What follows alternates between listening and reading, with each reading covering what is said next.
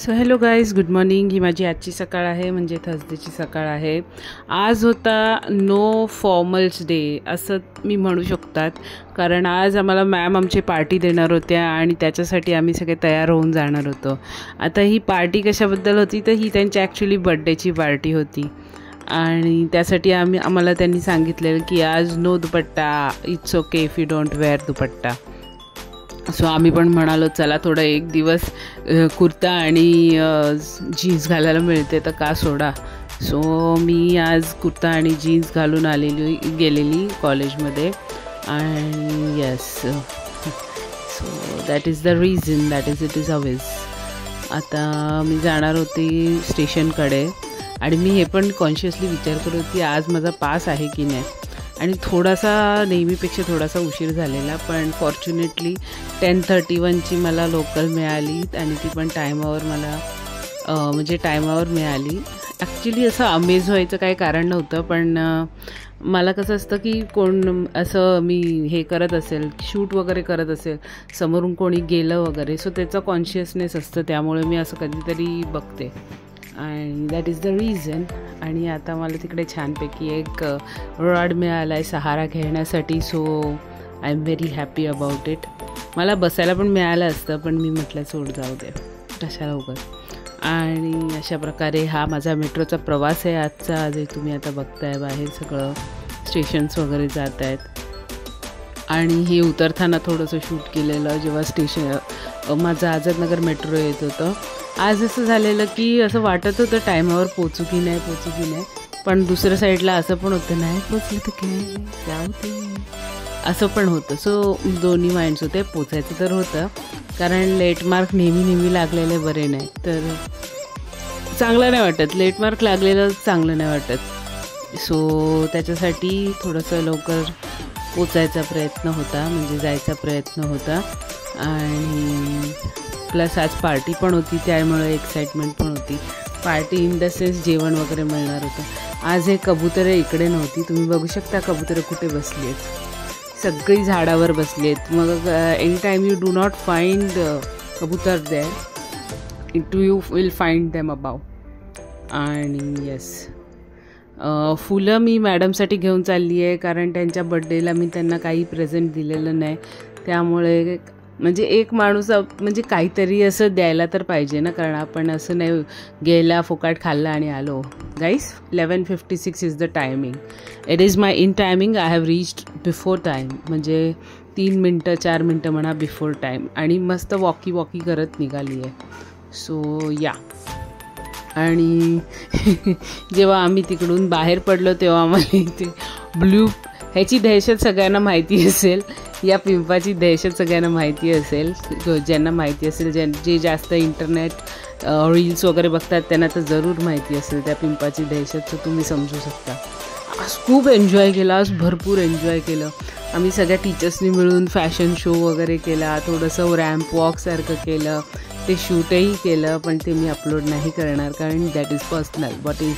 It is personal. May be थोडे clips मी रीलमध्ये टाकेन, पण सगळंच नाही टाकणार. सो या, थोडेफार गोष्टी म्हणजे आम्हाला आमच्या मजा करण्यासाठी पण पाहिजे. म्हणजे आमच्यामध्ये आमचे काही जोक्स असतील तर त्याच्यामध्ये पण जर मी सगळ्यांना दाखवलं तर त्यात काही अर्थ उरत नाही. आणि मला असं नाही वाटत की सगळंच काहीतरी दाखवलं पाहिजे. या, पण जेवढं मजेशीर आहे किंवा कॉम्प्लिमेंटरी आहे तर ते म्हणजे लोकांना असं वाटेल की अरे we have not seen this side of this person, असं वाटेल ते मी दाखवू शकते. पण जर त्या पर्सननी मला परमिशन दिली नाही आहे की प्लीज डोंट डू दॅट, तर मी कधीच करत नाही. मी स्वतःबद्दल एक्सपेरिमेंट करू शकते, लोकांबद्दल या गोष्टीमध्ये मी कधी एक्सपेरिमेंट करत नाही. त्यामुळे मी जास्तीत जास्त माझ्यासारखे जे डोक्याची लोक आहेत त्यांना बरोबर घेऊन चालते. त्यांना कधी ऑफेंड होत नाही किंवा त्यांना कधी असं वाटत नाही की ही माझा गैरफायदा घेते आहे किंवा हिला हे दाखवायला नको होतं लोकांना आणि हिने दाखवलं आहे. मग मला ते त्रास होऊन जातो. त्यांना समजवणं, त्यांना समजून घेणं मला खूप त्रास होऊन जातो. जी लोकं मला नॅचरली समजत नाहीत त्यांना समजून घेणं माझ्यासाठी it is a pain in my eyes. I can't relate. आणि हे बोलता तिथे गाडी आली. तो माझा फेवरेट स्पॉट आहे बाय द वे. घाटकोपर स्टेशनमध्ये ते एक हॉटेल आहे आणि तो माझा फेवरेट स्पॉट आहे. मग तिथे मी कधी कधी शूट करते. मला ती लाईटिंग वगैरे आवडते तिकडची, सो मी ते शूट करते. आणि हा ॲज युजल मोंजुलिकाचा दरबार तुम्ही बघू शकता. मला खूप आनंद होतो यार जेव्हा ते जिने चालतात ना, एस्केलेटर चालू असतं ना, एवढं थकून आल्यावर जेव्हा ते एस्केलेटर चालू असतं ना, मला खूप मस्त वाटतं. आधी आम्ही खूप त्याचं सहन केलेलं आहे, सो आत्ता खूप बरं वाटतं. आणि ॲज युजल इथे परत तुम्ही बघू शकता की ते शंकराचं मंदिर आहे छोटूसं तिकडे. आता ते मी रेग्युलरली शूट करते कारण मला ते दिसतंच ना नॅचरली, दॅट इज वाय ते आता रेग्युलरली शूट होत गेलं आहे माझ्याकडून. सो ते रेग्युलरली त्याच्यासाठी मी त्याचे क्लिप्समध्ये किंवा हे घेत असते. आणि हे थोडंसं शाईन तुम्ही बघू शकता, ग्लो किंवा शाईन तुम्ही बघू शकता जी गाड्यांच्या लाईटवरची ते त्या जिन्यांवर दिसते. सो ते मी शूट करत होती, त्याचा प्रयत्न करत होती. आणि हा जो ट्रॅफिक आहे ॲज युजल तसाच ट्रॅफिक नेहमी असतो. जेव्हा पण उतरतो या टायमाला तेव्हा असं वाटतं की चालायला व्यवस्थित जागा मिळेल काय, आज कोण आपल्या डोक्यात गाडी घालणार आहे काय होती, असं सगळे डोक्यात विचार असतात. कारण काय होतं माहिती आहे, इथे भरपूर गर्दी असते त्यामुळे असं वाटतं साईडनी जाऊया एका. तरी पण इरिटेशन हे होतंच कारण तेवढं चालायचं पण इरिटेशन होतं तिथून घरी येण्यासाठी. सो या ते आहेच, इरिटेशन तर आहेच. आणि त्यानंतर निघाली आहे मी घराकडे जाण्यासाठी. आज असं काय स्पेशल नसणार आहे मला ते माहिती आहे, बट ठीक आहे जे काय असेल ते. इथे ही मुलं खेळत होती आणि हा आमच्या बिल्डिंगमधलंच आहे, माझ्या दादाचा गोविंद दादाचा मुलगा आहे. आणि हे लोक इथे लगोरी वगैरे खेळत होते. थोडा वेळ ह्यांचं खेळणं वगैरे चालू होतं, त्यानंतर ह्यांचं काहीतरी मोठं डिस्कशन सुरू झालं. त्यामध्ये एकाने काय डिस्कशन केलं, काय बोलली ते तुम्हाला मी एका पुढच्या क्लिपमध्ये दाखवते. तो क्लिप आहे ना मी असाच ठेवला आहे, एकदम स्पेशल क्लिप आहे तो. सो मी त्याला काही एडिट वगैरे केलेलं नाही आहे आणि प्लस माझा साऊंड पण नाही दिला आहे. सो तुम्ही विचार करू शकता की तो माझ्यासाठी एकदम एपिक मला ते बोलणं मिळालं.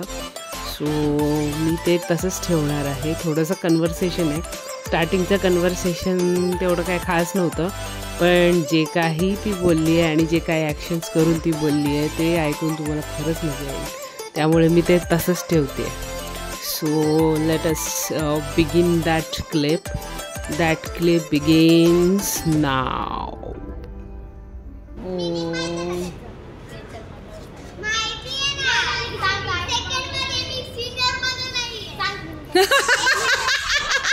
हे ऐकल्यानंतर तुम्हाला समजलंच असेल की आत्ताची जनरेशन इज किती